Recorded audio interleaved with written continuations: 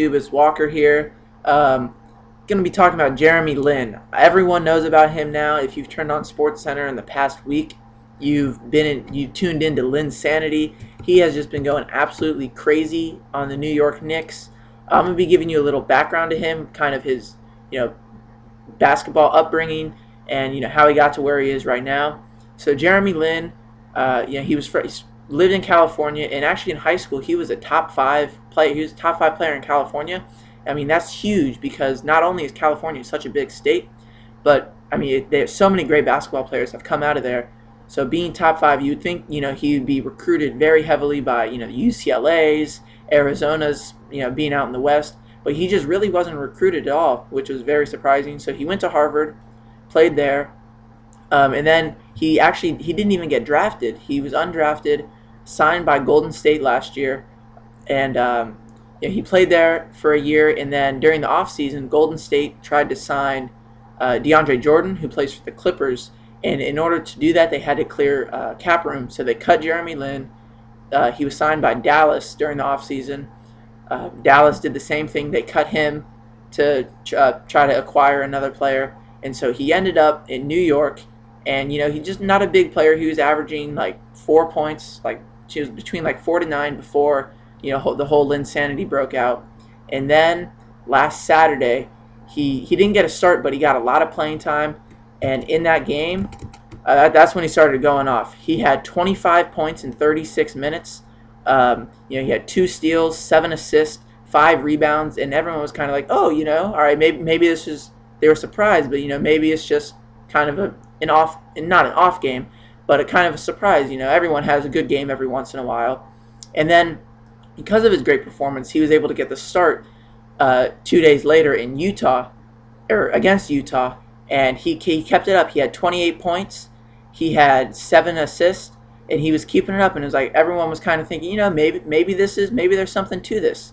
And then they played Washington against John Wall, who's considered one of the top young point guards in the league. He kept it up. Had 23 points. He had 10 assists. So he recorded a double-double against John Wall. In all 3 of these games, the Knicks had won. And then against LA, the Lakers, I'm sure everyone watched that game. He dropped 38 against the Lakers, 7 assists. And what was really crazy about this, which just added to the whole Linsanity, the Lin mania, was kind of the day leading up to it.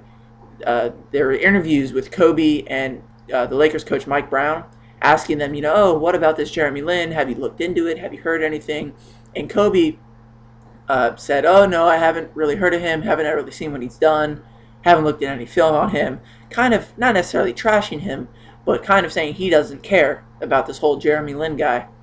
Similar to Mike Brown said, I haven't watched any film on the Knicks, almost giving the attitude that the Lakers thought they were just going to come into New York and just dominate, which they have done in the past. Kobe has always done very well at MSG. He did that night as well, but it was definitely the Jeremy Lin show. And also, Coach Brown hinted that, maybe basketball isn't that great, shouldn't be where Jeremy Lin is, because he said, and he has that piece of paper from Harvard, so in anything he does, he's pretty much set for life, whether it's outside of basketball. Kind of giving him a little dig. And Jeremy Lin came out and he did work. I mean, it was on national TV. That's where this whole thing really exploded, where pretty much everyone loves Jeremy Lin now. And then he followed that up last night in Minnesota. This was his lowest point scoring game since last Saturday. 20 points. I mean, that's terrible, isn't it? 20 points, 8 assists, and he ended up winning the game late in the fourth quarter. He was fouled and put on the free throw line in a tie game. He missed the first free throw, but made the second, and they ended up winning by 1. He had 8 assists that game as well. Him and Tyson Chandler seemed to have very good chemistry. A lot of alley-oops, that's where a lot of Lin's assists have come from. So Jeremy Lin has definitely taken the NBA by storm. And the interesting thing is, it's not like all of a sudden he woke up one day and decided to say, you know what, I'm going to improve. I'm going to become a really good basketball player. He's really always been this good. Maybe not this good, but he's always been a good basketball player. Just it seems like no one has given him the opportunity. But when he was given the opportunity in New York, he definitely took advantage of it. And now, people kind of jokingly, but there's some truth behind it, saying that he could be one of the top point guards in the league. He's a very, very, very smart basketball player, very high IQ, and the Knicks have won 5 straight games. And I saw a stat today on ESPN that in People's first 4 starts, he has scored the most points out of anyone. He has 109 points in his first 4 starts. That's more than Michael. That's more than Jordan. It's more than Shaq. It's pretty ridiculous. So Linsanity, it's very real, and let's see if he can keep it up. I would love to see him keep it up. It'd be great, and it's been really cool so far. So yeah, that's pretty much it on Jeremy Lin.